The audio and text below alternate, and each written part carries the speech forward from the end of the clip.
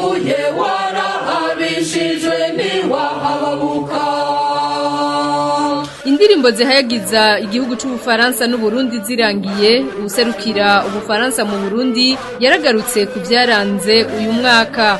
Cette année a été bien remplie au Burundi comme en France. Uyu mwaka waranzwe n'ibintu bishasha haba mu Burundi canke mu Bufaransa. Muri ivyo harimwo umugambi w'igihugu w'iterambere, imirwi CNDH na Sever mishasha, dossier ya Germain Rukuki, amashirahamwe mvamakungu, BBC na VOA, Parsem, Iwacu n'ibindi. Umudugararo watewe n'abajile jaune mu Bufaransa vyerekanye ko intwaro ya demokarasi ibangamiwe n'ibisa no kwiyamamaza, gukoreshwa mu nzira zitarizo eka n'amakuru atariyo, de la manipulation et des fake news. Ikindi ambassadeur Laurent Delahousse yashikirije nuko kuva mu mwaka uheze ugufashanya ku Burundi n'Ubufaransa vyateye imbere.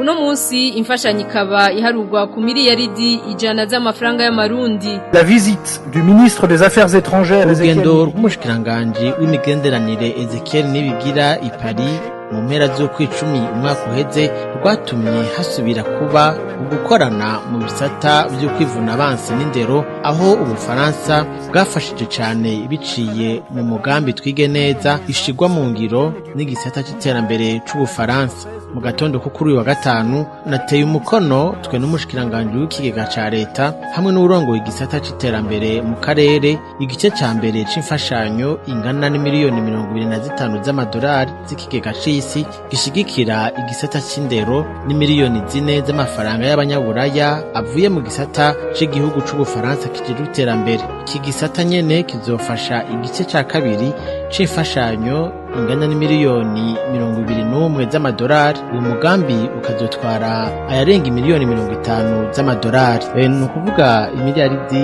100 z'amafaranga y'amarundi. à plus de 50 millions de dollars, 100 milliards de francs burundais. Umunyamabanga ntayegayezwa mu bushikiranganje bw'imigenderanire no gufashanya ati abarundi bariko baraterera amatora bonyene badahanze amaso imfashanyo mva makungu zifatiye kuri ibi canke biriya.